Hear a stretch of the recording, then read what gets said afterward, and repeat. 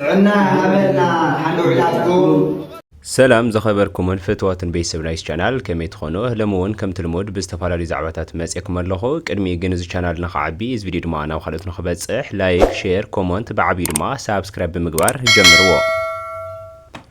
حايلتات سراويت تግራይ TDF-ን حايلتات سلام تግራይ TPF-ን ነንሕድሕዶም ሎሚ 23 ጥቅምቲ 2018 ዓመተ ምህረት ውግእ ከም ዘካይዱ ተፈሊጡ بحبار نتግራይ بزبل مري حساب عبي وعلى أمريكا بتولد تግራይ تساليتو ኣብ መንጎ ፈረምቲ ስምምዕ ምቁራጽ ተጻብኦ ውዕሊ ፕሪቶሪያ ዳግማይ ፖለቲካዊ ዘተክጅመር ሕብረት ኣውሮፓ ጻዊዒቱ ኣቕሪብሎ ካብ ትግራይ ሓይሊ ሰላም TPF ክፍሊ ሓበሬታን ኮሙኒኬሽንን ዝተዋሃበ መሓድሽ መግለጺ ከም ዘሎ ተፈሊጡ እዚኦምን ካልኦቶምን ዝሓዝናዮም ዛዕባታት ናባኹም ክነብሪና እስካብ መወዳእታ ሓቢርኩም ናኽትጸንሑ ዕድመና እዩ ሓይልታት ሰራዊት ትግራይ TDF-ን ሓይልታት ሰላም ትግራይ TPF-ን ነንሕድሕዶም ሎሚ 23 ጥቅምቲ 2018 ዓመተ ምህረት ውግእ ከም ዘካይዱ ተፈሊጡ ኣብ መንጎ ወረዳ ራያ ዓዘቦን ወጀራትን ኣብ ዝርከብ ከባቢታት ካብ ራካታ ክሳብ ዓውዲ ዳወር ኣብ ዘሎ መስመር እዩ እቲ ውግእ ክካየድ ውዒሉ ዕጡቃት ደመኮር ኣብ ልዕሊ ትግራይ ሓይሊ ሰላም መጥቃዕቲ TPF ዝኸፈቱ እንትኾኑ ብሳላ ውሕድል ጥበብ TPF እቲ መጥቃዕቲ ድማ ፈሽሉ እዩ ክብሉ ካብ ሓበሬታ ሓራ መሬት ትግራይ ዝተረኸበ እዩ ኣብ ከባቢ ራያ ዓዘቦን ወጀራትን ፍሉይ ቦታ ራካታን ዓውደ ደውርን ኣብ እንዳ ገረባትን ቤተ እምነትን ተወሽጦም ድማ ይርከቡ ክብል ብተወሳኺ ከም ዝተገለጸ ተፈሊጡሎ ዕጡቃት መንጀሪኖ ሎሚ ዕለት 23 ወርሒ 2 2018 ዓመተ ምህረት ኣብ መሰዋኒ ከባቢታት ራያ ጨርጨርን 20 ዓዲ ወጀራትን ኣብ ልዕሊ TPF ዝፈጸሙ መጥቃዕቲ ስዒቡ እቲ መጥቃዕቲ ዝተቃወሙ ተጋደልቲ ኣርመታት 33 43 44 ካብ ድፋዕ እናፈረሱ ንገዝኦም ምኻድ ከም ዝጀመሩን እናተገለጸ ይርከበሎ ንሰላምን ዲሞክራሲያውን ሕቶ ህዝቢ በሓይሊ ብረት ብምጭፍላቕ ህዝቢ ራያ ብደመኮርን ክመሓደር ዝገበረ ዓሌታዊ ጉጅለ ደመኮር ሕዚ ድማ ኣብ ልዕሊ ሚሊሻታት ራያ ሓይሊ TPF-ን ብሰለስተ ኣንፈት ተኹሲ ከፊቱ ከም ዘሎ ተፈሊጡ ብጀነራል ታደሰ ዝምራሕ ግዝያዊ መንግስቲ ድማ ኣብ ራያ ሰላማዊ ምንቅስቓስ ከም ዘሎ ምሲሉ ንምቕራብን ህዝቢ ከም ዝተቐበሎ ከም ምስልን ዝተለመደ ድራማ ንምስራሕን ዕዶት ልምዓት ኣብ ወረዳ ራያ ዓዘቦን ጨርጨርን ሎሚ ይሳለጥ ኣሎ ጀነራል ታደሰ በሓደ ወገን ዕጡቃት ንመንጀሪንን ብወሰና ወሰን ወጀራትን ራያን ተኹሲ ከፊቱ ኢሉ ንበዓሉ ኣብ ኣላጀ ማይጨው መኾን ገይሮ ጨርጨር ከም ዝኣተየ ተፈሊጡሎ እቲ ዝተጀመረ ቃልሲ ብፍጹም ንድሕሪት ኣይምለስን እቲ ቃልሲ ኣብቲ ሒዚ ዘለዎ ዋዒን ወንን ክቐጽል እዩ መላእ ህዝቢ ራያ ብሓድነት ሰላማዊ ፖለቲካዊ ቃልሲ ገይሮ ኩሉ ዝከኣሎ ነገር ክገብር ይውን ተባሂሉሎ እዚ ሕዚ እቲ ሰላማዊ ፖለቲካዊ ቃልሲ ተወዲኡ እዩ እቲ ብብረት ዝተሓንገጠ ጸቢብ ሹታ መሰል ህዝቢ ራያ ብሓይሊ መንጢሉ እናገዘን እናረገጸን እዩ ካብዚ ሓሊፉ እውን ብሓይልታት ብምፍርራሕን ዝተፈላለዩ ናይ መደናገሪ ድራማታት ብምስራሕ ህዝቢ ምስኡ ከም ዘሎ ንምርኣይ እቲ ቃልሲ ካብ ሰላማዊ ናብ ብረታዊ ስለዝተሸጋገረ ሕዚ ኣቶም ህዝብኹም ካብ ጨፍጫፍ ንምድሓን ናብ ሓራ መሬት ዝተኣኻኸብኩም ሓይሊ ሰላም ትግራይ TPF ኣብ ውሽጢ እቲ ዞባ ዝተወደኩም ሚሊሻታት ፖሊሳትን ጸረ ሽፍታታትን ራያ ነዚ ሽፍታ ጉጅለ ንምውጋድ ግዚኡ ሕዚ እዩ ኩልኹም ናብ ሰላም ሓይሊ ትግራይ ክትጽምበሩ ኣለኩም ዝብል ድማ ሓድሽ መልእኽቲ ካብኣቶም ከም ዝተለኣኸ ተፈሊጡሎ ምዕባለ ኩናት ክልተ ሓዋት TDF-ን TPF-ን ብዝምልከት እውን ሓድሽ መብርሂ ከም ዝሃበ ተፈሊጡሎ ኣብ ወግእ ግንባር ራክታ ዓዲ ወጀራት ዝተወሰና ኣሃዱታት TDF ኣይንዋግእን ኢለን ከም ዘለዋ ተፈሊጡ ገሊኡ ኣባል ሰራዊት እውን እናፈረሰ ኣብ እንዳጋብር ይዕቆብን ኣድሕኑን ይብል ከም ዘሎን ኣይንዋግእን ዝብሎ ዘሎ ናብ TPF ክጽምበር ንዝሓስብን ኣባል TPF በልዎ ዝብል ካብ ደመኮር ዝወረደ ትእዛዝ ብሬድዮ ከም ዝተጠለፈውን ገሊጾም ኣለዉ ኣብ ቀጠና ኩናት ዝርከባ ኣርምታት 33 43 44 TDF ሰራዊት እምቢ ንኩናት እምቢ ናብ ኣሕዋትና ይንትኩስን ብምባል ካብ ድፋዕ እናፈረሰ ናብ TPF-ን ንገዝኡን ምኻድ ከም ዝጀመረውን ተፈሊጡ TDF ሻዕብያ ኣብ ውግእ እንዳ ዓውሶ ከም እንዳ ገባራትን ቤተ እምነትን ድፋዕ ይጥቀመለሎ ዝበሉ ሰላም ሓይሊ ትግራይ TPF ኣብ ህዝብን ቤተ እምነትን ሓደጋ ከየበጽሕ ብጥንቃቐ ይምክት ኣሎ TDF ካብ ገዛውቲ ቤተ እምነትን ክወጽእ ክርሕቕን ህዝብታት ከባቢ ጽዑንተ ክገብር ኣለዎ ኢሎም ሰራዊት TPF ዛጊድ ብTDF ተታሒዞም ዝነበሩ ቦታታት ሓራ ብምውጻእ ኣብ ምቁጽጻር እንትርከብ TPF ናይ መሬት ዓዱ ኣትዩ ሓራ መሬት ኣብ ምስፋሕ ከም ዝርከብ ድማ ብተወሳኺ ተዛሪቦም ኣለዉ ውግኣት TDF ዝጸዓና ኣምቡላንስ ሳይረን እንደሰምዓ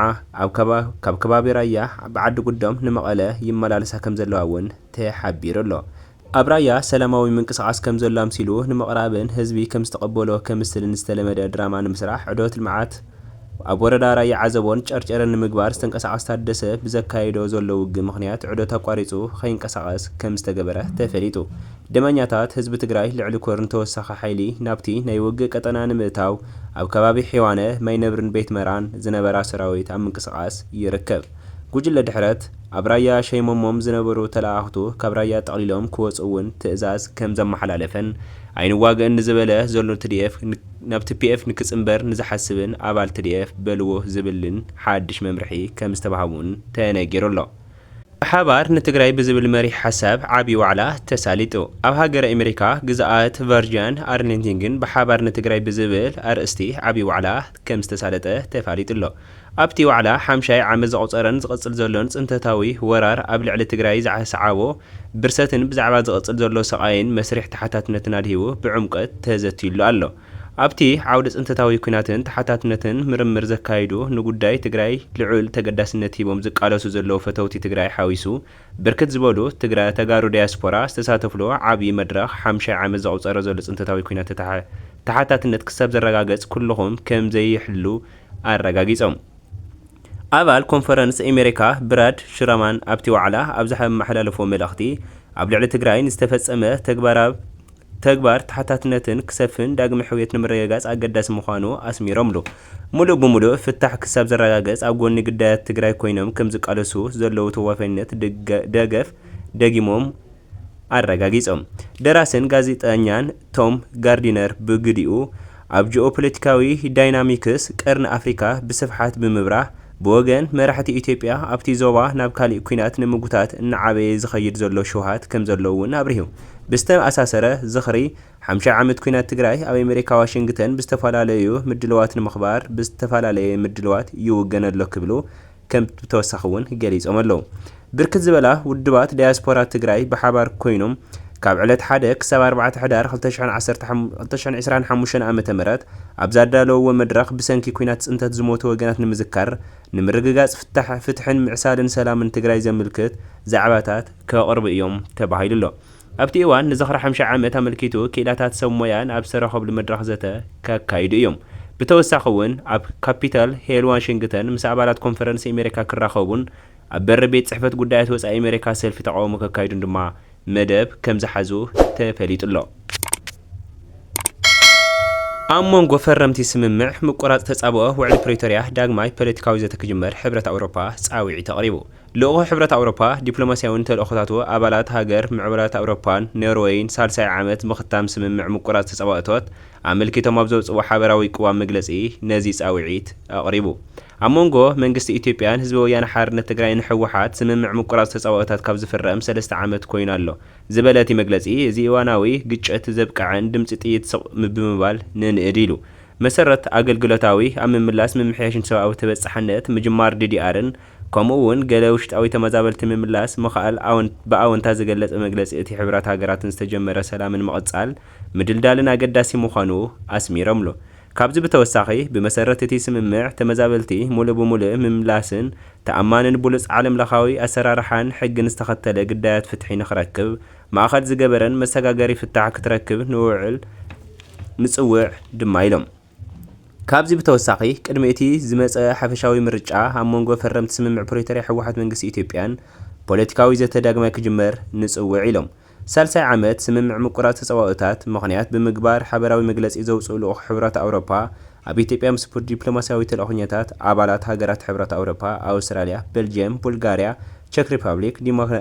ዴንማርክ፣ ፊንላንድ፣ ፈረንሳይ፣ ጀርመን፣ ግሪክ፣ ሃንጋሪ፣ ኣየርላንድ፣ ጣልያን፣ ሉክሰምበርግ፣ ማልታ፣ ሆላንድ፣ ፖላንድ፣ ፖርቹጋል፣ ሮማንያ፣ ስሎቫክያ ዝኣምሰላ ኖርዌይን ብሓባር ብምዃኑ እዩ። ክፍሊ ሓበሬታን ኮሙኒኬሽንን ሰላም ሓይሊ ትግራይ ሓድሽ መግለጺ ከም ዘውፅአ ተፈሊጡ። ሎሚ ዕለት 23 ወርሒ 2 2018 ዓ.ም ዕጡቓት ጉጅለ ድሕረት ኣብ መንጎ ወረዳ ራያ ዓዘቦን ወጀራት ኣብ ልዕሊ ዘሎ ሓይልና መጥቃዕቲ ከፊቱ ኣሎ። እዚ ካብ ኩናት ወጻኢ ምንባር ዝኣበየ ጸረ ሰላም ጉጅለ ምእንተ ሰላምን ኢሉ ካብ ሕምብርቲ ትግራይ ርሒቑ ኣብ ግደ ጫፍ ትግራይ ኣብ ሓደ ጫፍ ትግራይ ሰፊሩ ኣብ ልዕሊ ዘሎ ሓይልና ዝጀመረ መጥቃዕቲ ሒዝናዮ ዘለና ናይ ሰላም መርገፂ ተገዲድና ንክንጥሕሶ ዝገብር ዘሎ ተደጋጋሚ ትንኮሳ ዋላ እኳ እንተኾነ ሕዚ እውን ከም ቀደምና ብጥበብን ትዕግስትን ከም እንሓልፎ ብፍጽም ኣይንጠራጠርን። ጸላትና ኣብ ክልተ ደቅኖ ደምነት ክፈጥር ሓድነት ዓቕምን ህዝቢ ትግራይ ተበቲኑ መስሓቂ ጓህማማትን ከም ዝበሃል ንምንጋር ብስርዓት ሻዕብያ ተኣቂዱ ዝስራሕ ዘሎ ናይ ጥፋት መጻወድያ ብምዃኑ ካብ ናይ ሰላም መትከላዊ መርገፂና ፈተኽ እንከይበልና ፈረሰ ሻዕብያ ንምዃን ዓሲቡ ስልጣን ብዕላዎ መንግስቲ ተቆጻጺሩ ዘሎ ጉጅለ ካብ ኩሉ ዓይነት ጥፋታት ተቆጢቡ ህዝቢ ትግራይ ናብ ዝምነዮም ናብ ዝምጥኖን ናይ ሰላም መንገዲ ንክኣቱ እናተሓሳሰብና ነዚ ጸማም እዝኒ ሂቡ ኣብ ልዕሊ TPF መጥቃዕቲ ንምፍናው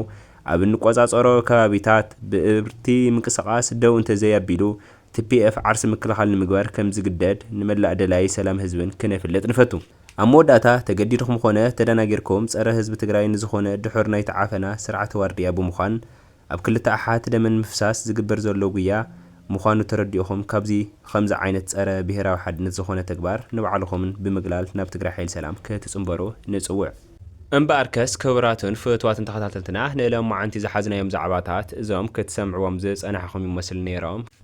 ቅድሚ ምውጻእኹም ግን ከምቲ ልሙድ እዚ ቻናል ንኽዓቢ እዚ ቪድዮ ድማ ናብ ካልኦት ንኽበጽሕ ላይክ፣ ሼር፣ ኮመንት ብዓቢ ድማ ሳብስክራይብ ገይገበርኩም ከይትወጽኡ ሰሰናዩ ንዓኻትኩም።